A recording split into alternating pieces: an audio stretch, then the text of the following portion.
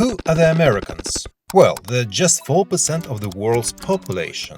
However, they produce a quarter of all goods and services on the planet.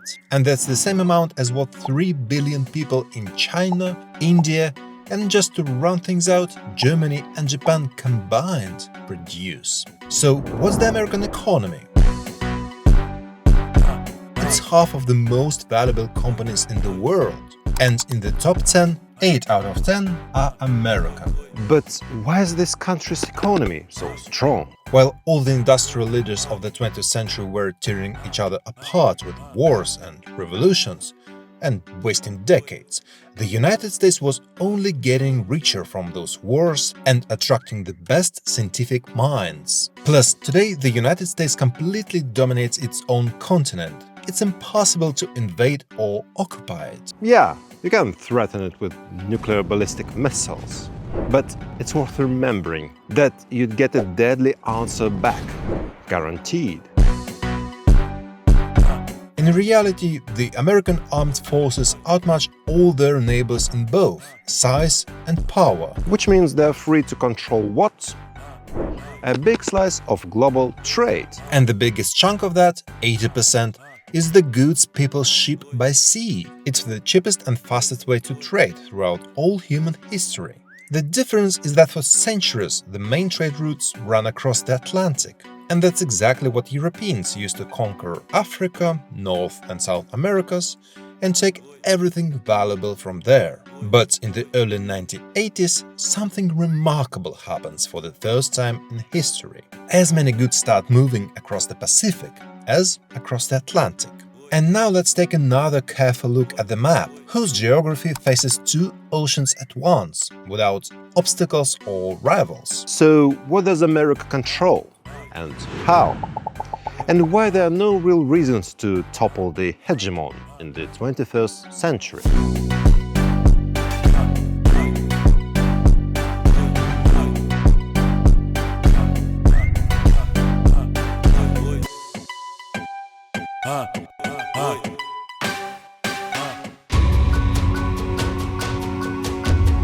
Early 20th century.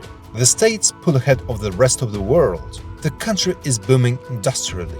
Factories, railways, cars and steamships are being built. But most of this is happening in the East. And which US state today is the most populated? And where all the economic and tech miracle happens?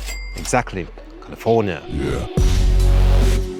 That's where the United States has San Francisco with its Silicon Valley and Los Angeles with its Hollywood's Dream Factory.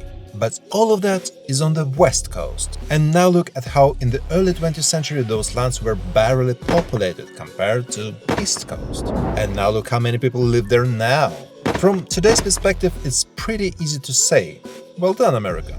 They understood they needed to develop their West, and they somehow managed to develop it successfully. But there is a problem back then. To deliver cargo from New York to San Francisco in the cheapest way by sea, you'd have to sail 22,500 kilometers around all of South America and back. In that same time and distance, you could have sailed to England twice, assuming you won't hit an iceberg. And for everyone else, from China and Japan for example, it was also easier to trade with Europe.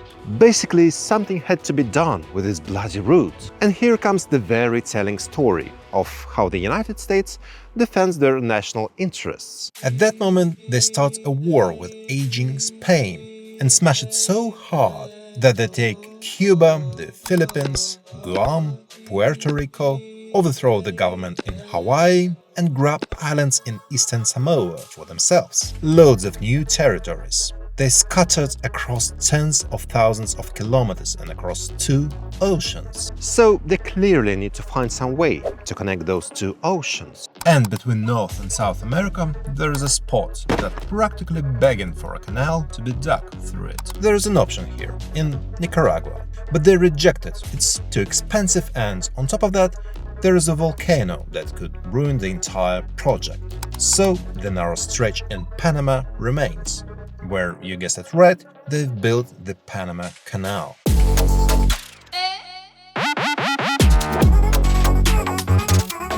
and today it's a key spot for international trade traffic. But in the early 20th century, none of that exists. Instead, there is Colombia, which owns Panama, there is Panamanians who want independence, and there are Americans who desperately need to build that canal to develop their West, to control international trade, to control new Pacific holdings, and move their warships quickly. So what happens next? Those same American warships head to the shores of Panama. On the 4th November 1903, an uprising breaks out there. The United States Navy blocks Colombian forces so they can't crush it. And on 6th November, just 2 days later, the United States recognized the independence of the new state, Panama.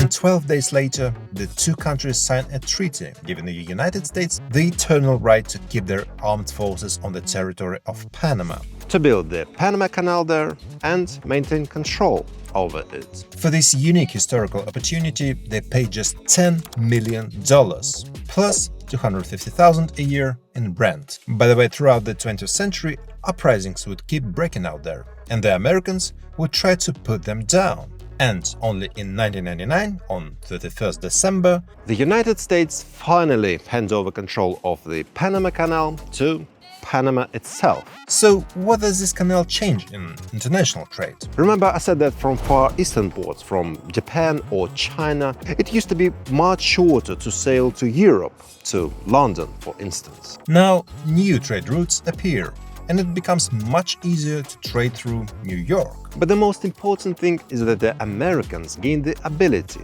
to very quickly move their navy from one ocean to the other and concentrate it off the shores of whichever country they want to influence. And in the 21st century, sea corridors like Panama or Suez Canal or the Bosphorus Strait are exactly what countries need the most. They'll fight to control over them, to command the most important trade flows on Earth, and therefore the money flows. Remember the chaos caused by Ever Given container ship? When it got stuck in the Suez Canal for a week, that shipping accident created a massive traffic jam and cost global trade about $10 billion a day. And the company that owned the ship got slapped with a fine. Modest, really. Just $900 million. Basically for parking in the wrong place. Why I'm so stuck with the story of Panama Canal? Because it's tightly linked to the point number 2, which is about time to move on to. The main ideologist of this whole Panamanian adventure on the American side was the president, Theodore Roosevelt himself. Around that time he said his famous line, "Speak softly and carry a big stick. You will go far." And the United States really did go further than anyone with that big stick. And it's Roosevelt who openly states the principle the United States basically lives by this day. If somewhere in the world, at that time in Latin America, a military conflict flares up, the United States may use its military power to put it down. Where do such ambitions and appetites come from? Well, because back then there were simply no competitors around. Look, already in the mid-19th century, the United States Army dominates North America completely. And the only one unstable southern neighbor, meaning potential rival, is Mexico. In 1846, a war starts between two countries. In less than 2 years, the American army smashes the Mexican one and takes half of Mexico's territory for itself. By the way, check out the video on Mexico. California, Arizona, Nevada, Utah, New Mexico, Texas, all of these belonged to Mexico at the time. Just so you understand, that's an area roughly size of all Western Europe, from Poland to Portugal. And the United States takes all of it, not for free, of course. Mexico gets a fair compensation, $15 million. As they say, only Alaska came cheaper. Just think about it. 1850, the United States dominates North America. Beginning of 20th century, 50 years later, they're already running the entire Western Hemisphere under the so-called Roosevelt Corollary. We intervene wherever we want. And another 50 years after that, right after World War II, the American Navy operates across whole planet. How did that happen? 2 details. First, United States industrial output doubles during the years of World War II. Second, the Lend-Lease program. People usually talk about it like this. During World War II, the Americans helped the Soviet Union, sending food and weapons so it can fight Germany. And all that can be paid for later. But what usually gets missed in those casual conversations is the main thing. That Lend-Lease originally starts as support for Britain, and there is a brilliant second part of the deal for the Americans, the so-called reverse Lend-Lease. Under it, Britain, Australia, New Zealand and France hand over almost all their bases in the Western Hemisphere to the States. So essentially at that moment the United States is gifted control over the North Atlantic. And from there on, in the second half of the 20th century, nobody can tell America what to do or get on their way. If the Soviet Union wants to place its missiles on Cuba, which isn't under American control, the United States blocks the island, and under the threat of World War III, the missiles leave Cuba. With the same level of ease in '95, on President Clinton's orders, United States aircraft carriers sailed to Taiwan to keep an eye on the presidential elections there. And China doesn't interfere, no matter how many times it insists Taiwan is its territory. By the way, check out the video on Taiwan. But let's be honest, if all you ever do is wave a big stick in front of the whole world, nothing good will come out of it. You can't force anyone to love you. You have to offer the world a sweetener as well, namely a huge American consumer market. After World War II, American consumers start getting cheap goods step by step. First from Japan, By the way, check out the video on Japan. then Germany, Check out the video on Germany, then South Korea, North and South Koreas. and later from China. And yeah, check out the video on China. And with every one of these countries, An economic miracle happens, and each time the Americans help to make it happen. With Japan, they send over technology. With Germany, they hand out money and protection. With Korea, they give a bit of everything. With China, they invest into it. and who today the main buyer of Chinese goods? The United States. Who the main buyer of German goods? The United States. Who the main buyer of Korean and Japanese goods? Now, it's China, but the United States is on the second place. Besides military and financial control, there is another crucial pillar of American leadership. They control advanced technologies. Again, they don't always invent them, but they control them. And look, this is the key to the future, because in the past a country like America could build its economic power on immigrant labor. In the early 20th century, labor was cheap, so all poor people headed for the place where wages were higher and where you had a chance to make something of yourself. But today this situation with migrants works differently. Now it's primarily about new technologies that can boost productivity. And crucially, technologies that will solve the future problem of labor shortages. Even though there are now a full 8 billion people on Earth, Birth rates in developed countries keep falling. In the future, in the United States, Japan, Korea, half of the population will be pensioners, and the other half will be people who are working to support them. you can't just do what it did in the early 20th century, dump them onto construction sites and into factories, and boom, economic growth. Because factories don't look like that anymore, they look like this. And someone has to design and maintain all these robots. For the states, this is a very favorable setup.